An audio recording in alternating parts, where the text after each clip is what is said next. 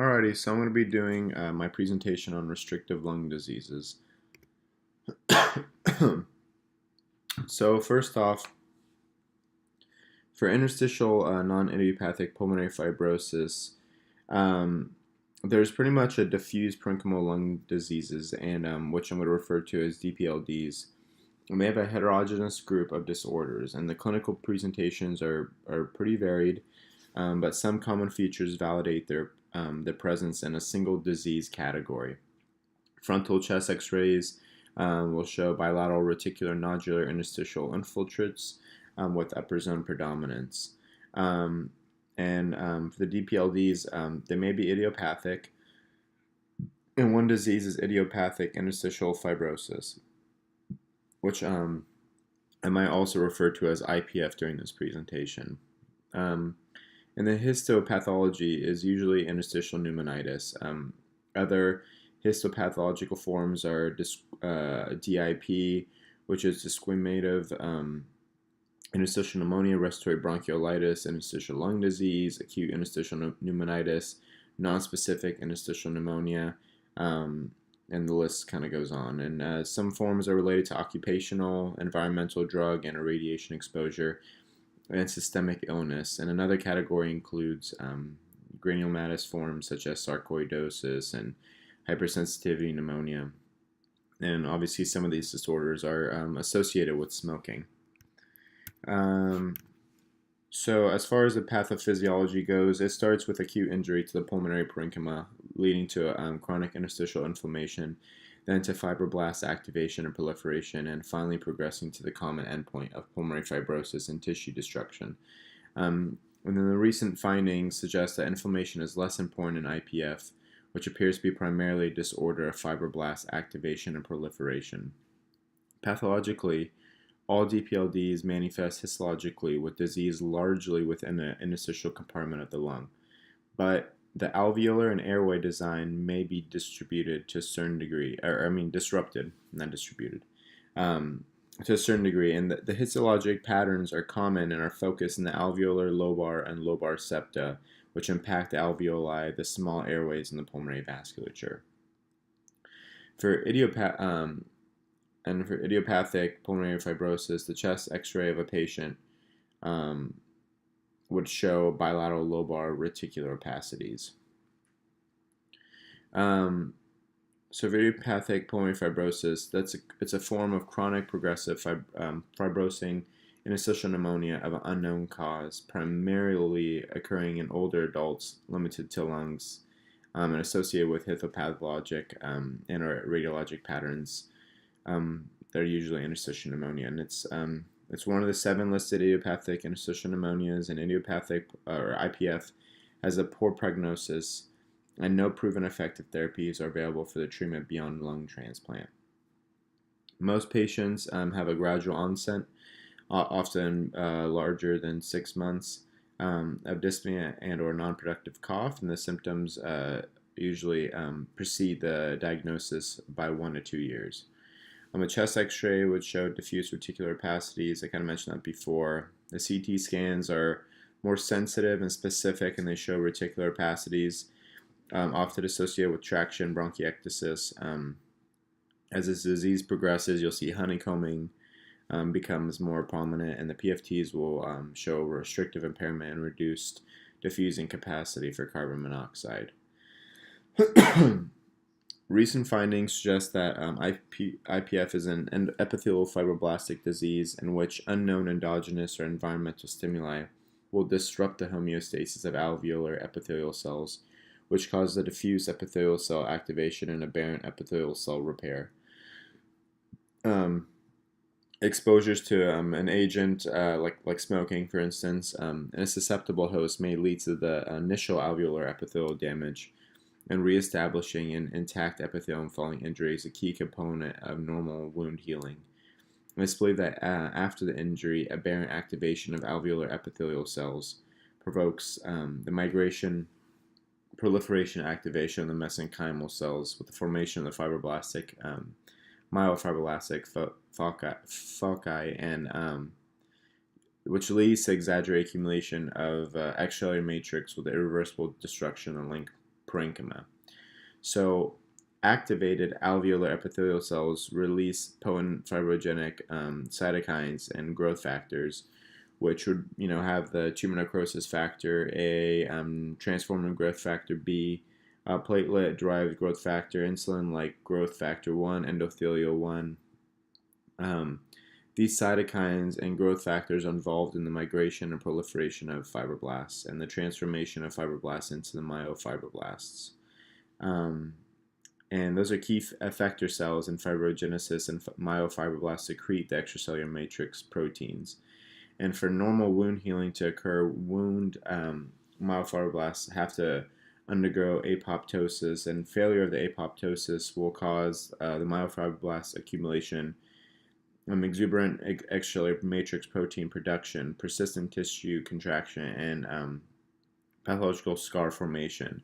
And the TGF-beta has been shown to promote an anti-apoptotic phenotype in the fibroblasts. So the myofibroblasts and the fibroblastic foci of IPF have been reported to undergo less apoptotic activity in comparison to myofibroblasts and the fibromyxoid lesions of the bronchiolitis obliterans.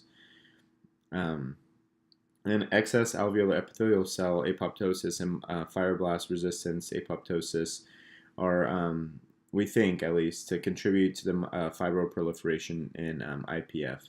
And the research really showed that prostaglandin E2 deficiency in lung tissue of patients with pulmonary fibrosis cause an increased sensitivity of alveolar epithelial cells to the FAS ligand-induced apoptosis, but induces the fibroblast resistance to FAS ligand-induced apoptosis.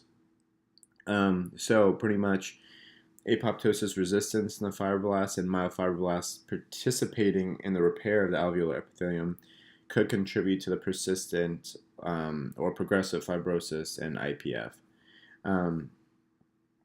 Evidence for genetic basis is accumulating, and it's been described that immune telomerase is associated with the familial IPF. Telomerase is a specialized polymerase that adds the telomere, repeats the ends of the chromosomes, and this helps to offset the shortening that occurs during the DNA replication. And the TGF-beta include and negatively regulates telomerase activity. It's proposed that pulmonary fibrosis in patients with short telomeres provoked by a loss of alveolar epithelial cells, and the telomere shortening happens with aging, and it can also be acquired. And that shortening can actually enhance the loss of alveolar epithelial cells, which causes an aberrant epithelial cell repair. And then a common variant in the putative promoter of the gene that encodes the mucin 5B has been associated with the development of both familial interstitial pneumonia and sporadic pulmonary fibrosis.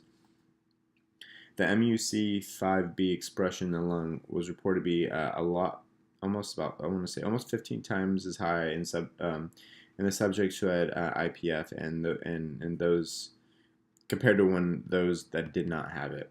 And so dysregulated MUC5B expression in the lung could be involved in the pathogenesis of pulmonary fibrosis.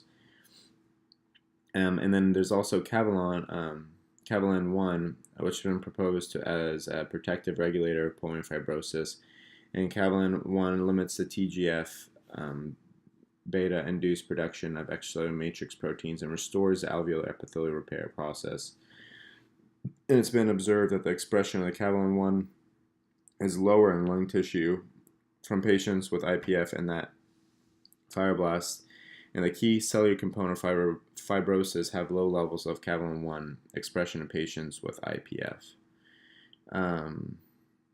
So, real quick, just wanna,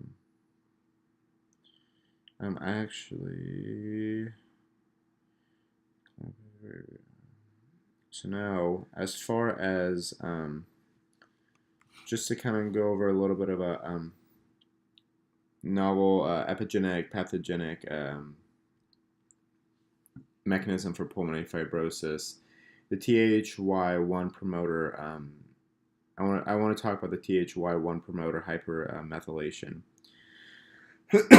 So a really distinct feature of IPF is the development of fibroblastic foci, which represents the areas of the active fibrosis. So the majority of the cells within um, within the fibroblastic foci, which I might refer to as FF, are myofibroblasts, which are contractile fibroblasts that are felt to be the main source of abnormal extracellular matrix production in IPF. Pulmonary fibroblasts are heterogeneous, and one of the most extensively characterized in the models is based on THY1 surface expression.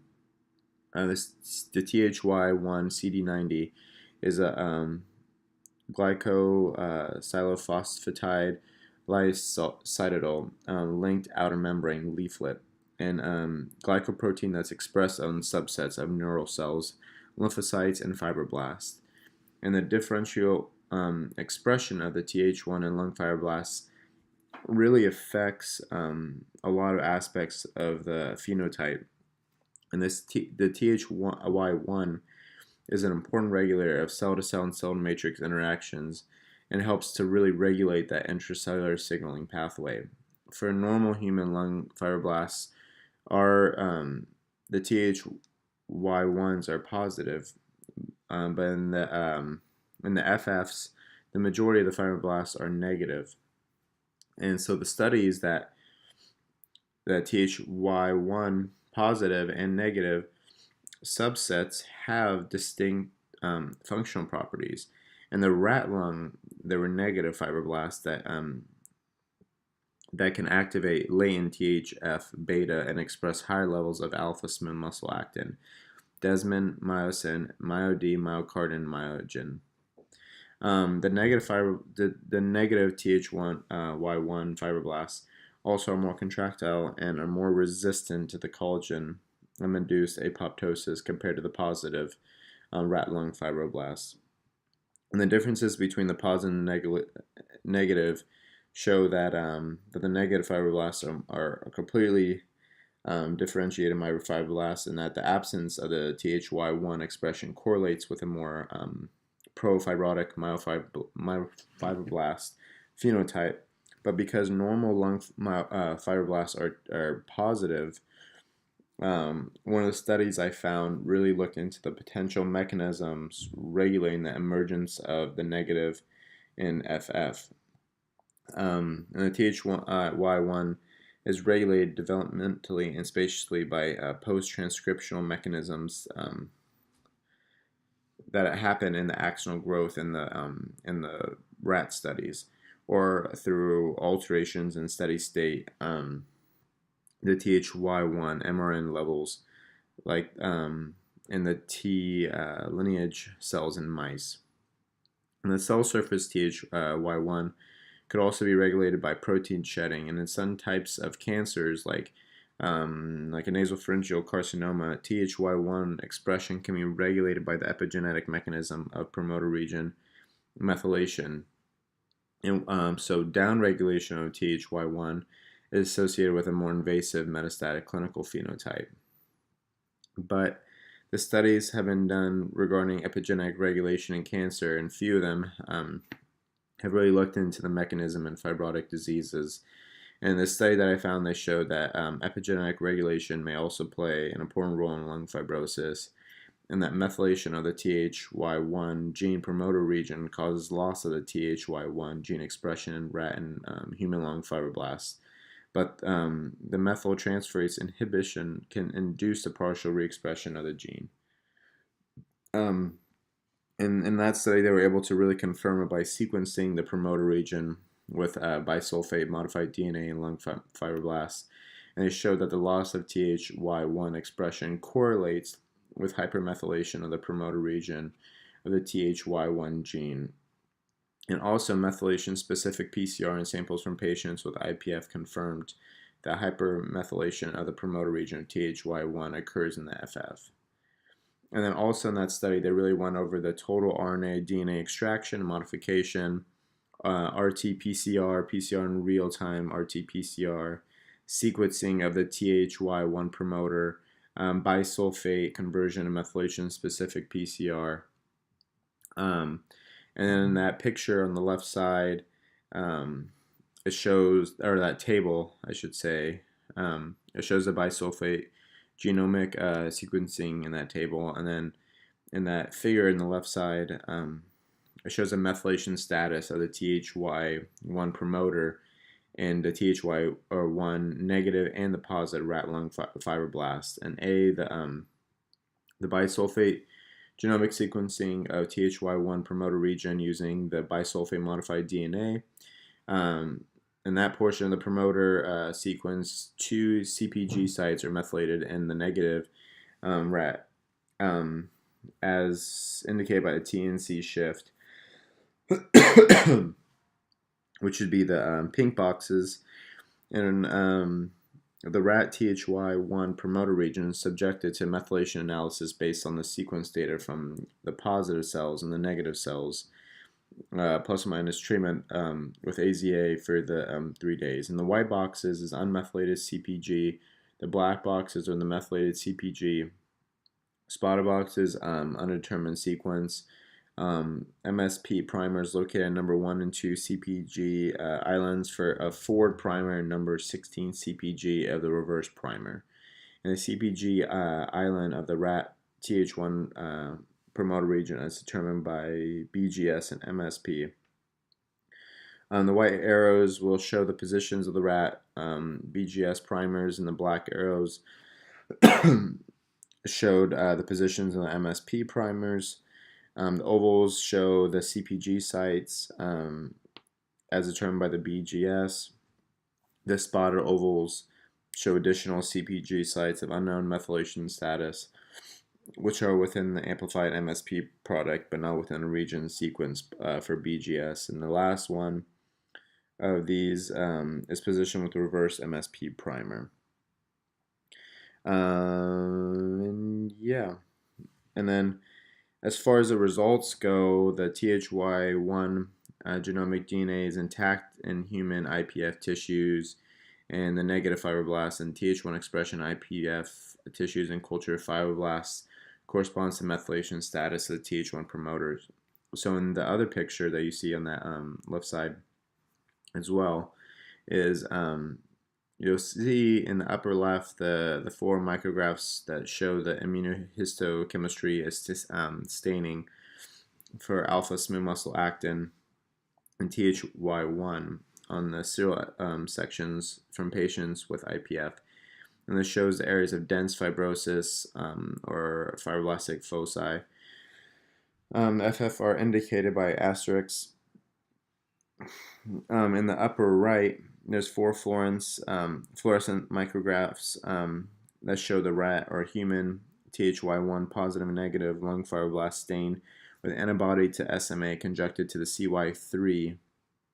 The nuclei are counterstained with some sort of reagent.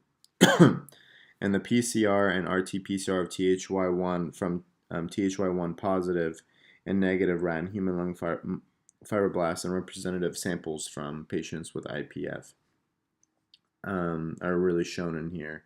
And then lower panel, DNA gels stained with the ethidium bromide show the results of the RT-PCR analysis of TH1 expression and the PCR amplification of the TH1 genomic DNA. RT-PCR for glyceraldehyde, 3-phosphate dehydrogenase as a control, and the methylation-specific PCR MSP using primers, and they're depicted in this figure. And yeah, that's it for that. So overall, to wrap it up for this slide, taken together with our with the studies that I found, the findings reported here really suggested that THY1 may function as a fibrosis suppressor gene. The reversibility of the epigenetic suppression of THY1 suggests that it may be possible to restore THY1 expression in fibroblasts, altering the pro-fibrotic phenotype of the cells, and possibly the clinical outcome in patients with IPF. Transcriptional silencing by CPG island methylation is a common mechanism of silencing of tumor suppressors in cancer. And there are studies that in liver fibrosis, loss of expression of certain genes associated with promoter region hypermethylation. And there obviously still needs to be a lot more experiments that need to be done to really tell us how the DNA methylation, together with other repression mechanisms and how they generate distinct patterns of gene silencing in IPF. All right, so now to kind of move on to ventilator-associated pneumonia, are also known as VAP. So VAP is a pneumonia that occurs 48 to 72 hours following an endotracheal intubation, characterized by a new or progressive infiltrate, signs of systemic infection, change in sputum characteristics, and detection of a causative agent. The VAP really contributes to about half of all cases of hospital-acquired pneumonia and occurs in anywhere from like 10 to 25% of all mechanically ventilated patients, with the highest risk being early on in the course of hospitalization, and is the second most common nosocomial infection in the ICU and the most common in mechanically ventilated patients. The risk for VAP is highest during the first 5 days being on the vent, and as time goes on, the risk will drop about 2% a day between 5 to 10 days of ventilation, and then even lower after that. And recently, the risk of death has dropped as well, and it's more towards around like 10 to 13%, mainly due to preventive strategies from ICU teams, and about half of all antibiotics administered in ICU are for treatment of VAP, actually. An early onset of VAP is really, it's pretty much like a pneumonia that occurs within 4 days, and this is usually attributed to antibiotic-sensitive pathogens, whereas a late onset VAP is more likely caused by multi-drug resistant bacteria and emerges after 4 days of intubation. So VAP poses pretty big implications in intubated patients in ICUs worldwide, and it leads to a lot more adverse outcomes and healthcare costs, actually. As far as the pathogenesis of it, there's a really complex interplay between the endotracheal tube, all the risk factors, virulence of the invading bacteria, and host immunity largely determine the development of VAP. And the presence of a ET tube is by far the most important risk factor, resulting in a violation of natural defense mechanisms against microaspiration around the cuff of the tube. Infectious bacteria obtain direct access to the lower respiratory tract. So microaspiration, which can occur during the intubation itself, developing a biofilm with bacteria within the endotracheal tube, pooling and trickling of secretions around the cuff, impairment of the mucociliary clearance of secretions, the gravity dependence of mucus flow within the airways. Pathogenic material can also collect in surrounding anatomic structures such as the stomach, sinuses, nasopharynx, and oropharynx, with replacement of normal flora by virulent strains. This bacteria-enriched material is also constantly thrust forward by the positive pressure exerted by the ventilator, whereas reintubation following extubation increases your VAP rates, and the use of NIV has been associated with a lot lower rates for obvious reasons. And host factors such as the severity of underlying disease, previous surgeries, antibiotic exposure have all been, are all considered risk factors for developing VAP. So it's been recently noted in some of the articles I was reading that critically ill patients may have impaired phagocytosis and behave as functionally immunosuppressed even prior to emergence of nosocomial infection. And this effect is attributed to the detrimental actions of the anaphylatoxin C5a, which impairs neutrophil phagocytic activity, impairs phagocytosis by neutrophils. More recently, a combined dysfunction of T cells, monocytes, and neutrophils have been noted to predict acquisition of nosocomial infection. For example, elevation of regulatory T cells, monocyte deactivation, neutrophil dysfunction have all shown to promise pretty much an infection in critically ill patients. So, when it comes to the microbiology of that, the type of organism that causes the infection usually depends on how long the patient's been on the vent. So in general, early VAP is caused by pathogens that are sensitive to antibiotics, whereas the late onset is caused by multi-drug resistant and more difficult to treat bacteria, which I kind of mentioned earlier. But this is no means a rule and merely a guide to initiate antibiotic therapy until clinical information is really available for you. So typically, bacteria causing early onset would be Streptococcus pneumonia, Haemophilus influenza, methicillin-sensitive Staphylococcus aureus or MSSA, antibiotic-sensitive enteric gram-negative bacilli, E. coli, Klebsiella pneumonia, and the list really goes on. And for the late VAPs, you'll usually see MDR bacteria like MRSA, Acinetobacter, Pseudomonas aeruginosa, ESBL. And really the exact prevalence is really variable. It's hard to tell between institutions and also within but patients with a history of hospital admission greater than 2 days in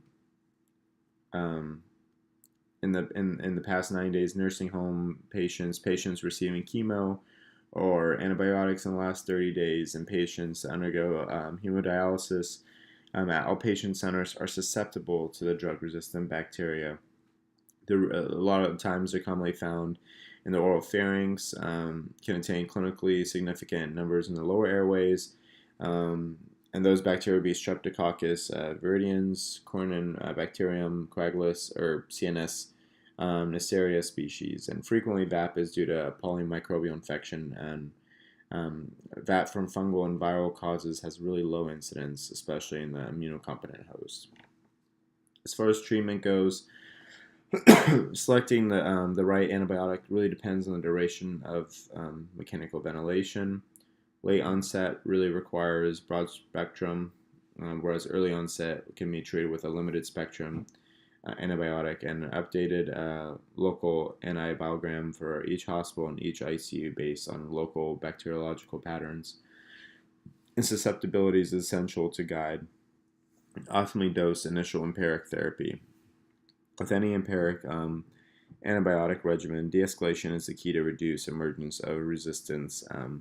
Delays in initiation of antibiotic treatment may add to the excess mortality risk with VAP. Owing to the high rate of resistance to monotherapy observed usually in P. aeruginosa, combination therapy is also recommended. And although MDR organisms usually are associated with late onset VAP, some of the studies I was reading suggested that they're increasingly associated with early onset VAP as well. And the usual duration of the treatment for early onset VAP is about 8 days, and longer in the case of late onset VAP or if MDR organisms are suspected or identified. Despite therapy, if no response is really seen, you may need to really reconsider your diagnosis, reassess the organism that you're trying to treat, and really look at your signs and symptoms. Because of the challenges associated with diagnosing it, especially early on in the course, the ATS guidelines highlight the importance of reassessing your patients every 2 to 3 days or 48 to 72 hours. Once pertinent data are available to determine whether the patient should continue the antibiotic therapy for VAP or whether an alternative diagnosis should be pursued. So overall, it happens a lot more than we would like to. It's associated with significant morbidity in critically ill patients. There's enough evidence to show that VAP is preventable and that the hospitals can decrease VAP rates, a factor that new CDC VAP definitions are poised to demonstrate more objectively. Um, Microbiological data should be used for tailoring antibiotic therapy and not be restricted only to diagnosis. And the pitfall is in using the empiric antibiotics for suspicion of VAP is the potential for overuse or emergence of resistance or any unnecessary adverse effects or toxicity. And the major goals of the management are really early, appropriate antibiotics and adequate doses, followed by de-escalation. And that's pretty much it for VAP. Now to kind of move on to ARDS, which stands for Acute Respiratory Distress Syndrome. It's defined by association of an acute onset of hypoxemia and bilateral pulmonary infiltrates following a trigger insult. So nowadays, about 5% of hospitalized vented patients meet the diagnostic criteria for ARDS. As for the severity for the clinical presentation, it's been shown how only about a quarter of patients have mild form, and the 3/4 of them display a moderate to severe form.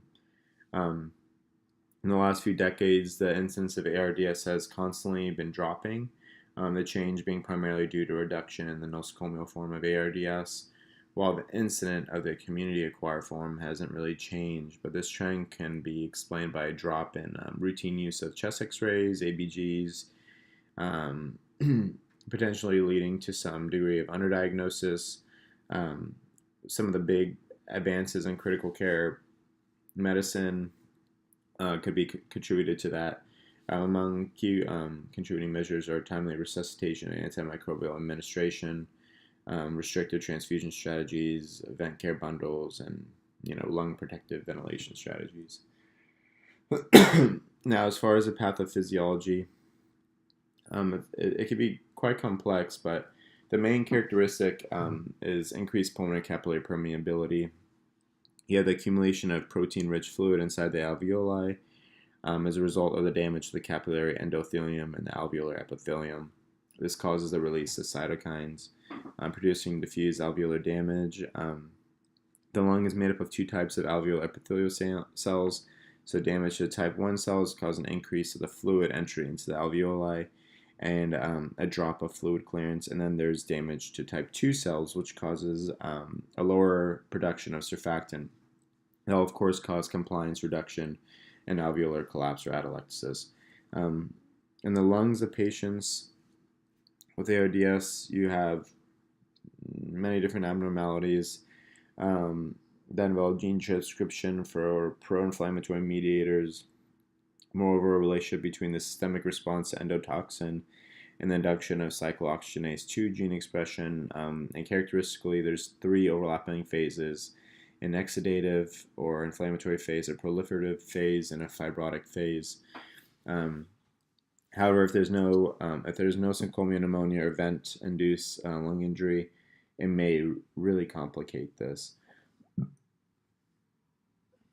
The initial fluid accumulation is followed within 72 hours by a variable amount of proliferation of type 2 alveolar cells, fibroblasts, and new matrix deposition. Patients who develop fibrosis show a drop in pulmonary compliance, which obviously would drop your gas exchange and increase your mortality rate. Thankfully, based on a lot of the recent studies, a lung protective ventilatory strategy was made, which ensures that appropriate oxygenation and CO2 clearance and minimizes damage from mechanical ventilation, which can obviously add to the excessive stress and tidal volume, driving pressure, respiratory rate, and gas flow. And recently there was a theory that was made that says that the fundamental cause of VILI may be caused by an excessive mechanical power applied to the lungs. So obviously, an inappropriate ventilatory strategy can exacerbate the initial lung injury, both in terms of excessive stress, consequent of the excessive volume or pressure with which the lungs are ventilated, but also as inappropriately low levels of PEEP may cause repetitive opening and closing of the alveoli, which in turn exacerbates the pro-inflammatory response. So in conclusion, ARDS still remains a syndrome, unfortunately, with the elevated overall incident and with a significant mortality rate range. In order to really ensure rapid etiologic therapy, rapid identification of the cause is really mandatory. The use of systemic approaches to diagnosis may help the team. Lung CT scans represent an important tool for diagnosis of extrapulmonary causes and for the evaluation of lung recruitability and also possibly vent settings. Ultrasonography really can possibly be an important role in the bedside evaluation of lung parenchyma in association with assessment of left and right ventricular function. And the supportive treatment of patients with ARDS should be oriented to sustain the vital functions to improve and ensure an adequate gas exchange while reducing the probability to cause damage such as bilirubin. Irrespective of the mode of mechanical ventilation, lung recruitability should be assessed before setting the PEEP value, as most RTs would know, and an inspiratory oxygen fraction should be chosen to target an arterial saturation between 88 and 95%. Lung volume and transpulmonary pressure monitoring might help to adjust your vent settings and to avoid lung overstressing while maintaining your lung protective strategies. And also, prone positioning should be, really considered in a lot of these severe cases. All right, now to move on to tuberculosis, which is always really interesting and gives everyone chills. I'm going to refer to tuberculosis as TB. So it's really re-emerged, I feel like, as a major health concern. Each year, about 2 million people worldwide die, and 9 million become infected. In the U.S., about 14,000 cases were reported back in 2006, and a 3.2, which was a 3.2% drop since 2005. And the prevalence is really continuing to increase because of the increased number of patients infected with HIV, bacterial resistance to medications, increased international travel and immigration from countries with high prevalence, and the growing numbers of homeless and drug abusers. The vulnerability of hospitalized patients to TB is really under-recognized because the infection is habitually considered a disease of the community. Most patients in the hospital are in a suboptimal immune state, so exposure to TB could be very serious. Can actually be even more serious than in the community.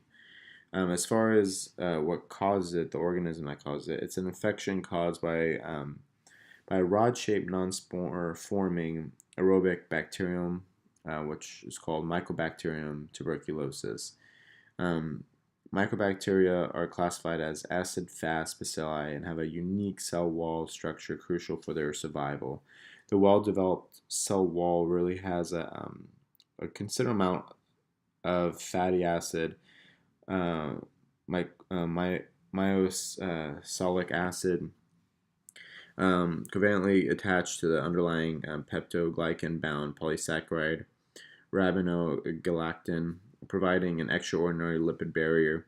This barrier is responsible for many of the medically challenging physiologic characteristics of TB, including resistance to antibiotics and host defense mechanisms. The composition and quantity of the cell wall components affect the bacteria's virulence and growth rate. The peptoglycan polymer confers cell wall rigidity and just external to the bacterial cell membrane. Another contributor to the permeability membrane of macrobacteria. And then another important component of the cell wall is the lipoarabinomannan, which is a carb structural antigen on the outside of the organism that is immunogenic and facilitates the survival of macrobacteria within the macrophages. And the cell wall is really key to this the survival of the mycobacteria. So once inhaled, the infectious droplets will settle throughout the airway. The majority of the bacilli are trapped in the upper parts of the airway where the mucus secreting goblet cells exist. And the mucus produced catches the foreign substances in the cilia on the surface of the cells, constantly beat the mucus and its entrapped particles upward for removal. This system provides the body with an initial physical defense that prevents infection in most people exposed to TB. Bacteria and droplets that bypass the mucociliary system and reach alveoli are quickly surrounded and engulfed by alveolar macrophages. The most abundant immune effector cells present in alveolar spaces, and these macrophages, the next line of host defense, are part of the innate immune system and provide an opportunity for the body to destroy the invading mycobacteria and prevent infection. Macrophages are readily available phagocytic cells that combat many pathogens without requiring previous exposure to the pathogens. Several mechanisms and macrophage receptors are involved in uptake of the mycobacteria. The mycobacterial lipoarabinomenin is a key ligand for a macrophage receptor.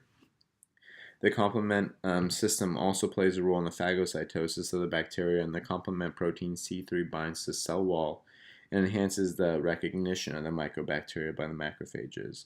Opsonization by C3 is rapid, even in the air spaces by a host, with no previous exposure to the M. tuberculosis, and the subsequent phagocytosis by macrophages really initiates these events that result in either successful control of the infection, followed by latent TB or progression to active disease called primary progressive TB. And the outcome is really essentially determined by the quality of the host defenses and the balance that occurs between the defenses and the invading mycobacteria. So after being ingested by the macrophages, the mycobacteria continue to multiply slowly, and the bacterial cell division happens every I think 24 to 30 hours, something like that. And regardless of whether the infection becomes controlled or progresses, the initial development involves in the production of the proteolytic enzymes and cytokines by the macrophages in an attempt to degrade the bacteria, release cytokines, and attract T lymphocytes to the site. And the cells that constitute the cell-mediated immunity, the macrophages then present mycobacterial antigens on their surfaces, T cells. And this initial immune process happens for about 2 to 12 weeks. And the microorganisms continue to grow until they reach sufficient numbers to fully elicit the cell-mediated immune response, which can be detected by a skin test. And for people with intact cell-mediated immunity, the next defensive step is formation of the granulomas around the M. tuberculosis organisms. And these nodular-type lesions form an accumulation of activated T lymphocytes and macrophages, which creates that microenvironment that limits the replication and the spread of the mycobacteria. This environment really destroys the macrophages and makes early solid necrosis at the center of the lesion, but the bacilli are able to adapt to survive. In fact, the M. tuberculosis organisms can change their phenotypic expression, like protein regulation, to enhance their survival. About 2 to 3 weeks, the necrotic environment resembles soft cheese, often referred to as caseous necrosis, and is characterized by low oxygen levels, low pH, and limited nutrients. This condition restricts further growth and establishes latency. Lesions in persons or in people with adequate immune system generally undergo fibrosis and calcification. Successfully controlling the infection so that the bacilli are contained in the dormant healed lesions. The lesions in people with less effective immune system progress to primary progressive tuberculosis. For the less immunocompetent people, granuloma formation is initiated but is really unsuccessful in containing the bacilli, and the necrotic tissue undergoes liquefaction and the fibrous wall loses its integrity. and the semi-liquid necrotic material can then drain into the bronchus or nearby blood vessel, leaving an air-filled cavity at the original site. In patients that are infected, the droplets can be coughed up from the bronchus and actually infect another person. And if discharge into a vessel occurrence of the extrapulmonary tuberculosis is pretty likely. The bacilli can drain into the lymphatic system and collect in the tracheobronchial lymph nodes of the affected lung, where the organisms can form new caseous granulomas. That's it for tuberculosis. And then now for my food of choice, I decided to do ginger extract. And how it actually helps with ARDS patients. So it's been increasingly recognized, at least, that ARDS pathogenesis and outcome may be influenced by host factors, including genetic polymorphisms and comorbid conditions. In this slide, the clinical evidence that obesity may promote an ARDS suggests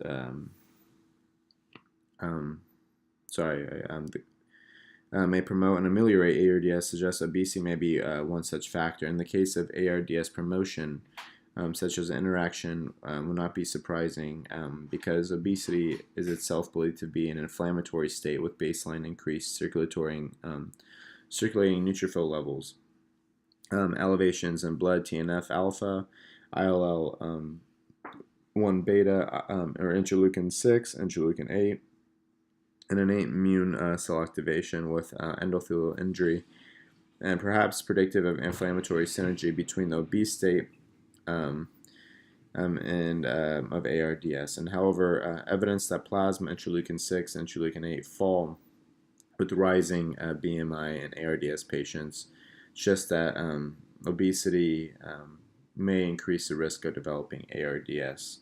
It may be paradoxically have an attenuating effect on ARDS-associated inflammation and hence the progression of the disease. So what I actually found was that an article that talked about how enteral feeding with ginger extract can really help ARDS patients. So what the results were is that patients fed enteral diet enriched with ginger had significantly lower serum levels of interleukin 1 and 6 and tumor necrosis factor alpha, and higher level of red blood cell glutathione on days 5 and 10 compared with the control group that they had. There was a huge improvement in oxygenation that was observed on about the 5th day and the 10th day in the ginger group compared with the control group, and the static compliance was increased on day 5 as well. In the ginger group, and a significant difference was found in the duration of mechanical ventilation and length of the ICU stay with the ginger group, actually. And they didn't really find any differences in the barotraumas or organ failure and mortality between the study groups, though. So overall, the enteral diet with ginger was really beneficial for gas exchange and could decrease duration of your mechanically ventilated ARDS patients in the ICU. So make sure to maybe possibly recommend that to the dietitian that's in the ICU. And overall, thank you for listening. And these are all my references. Thank you.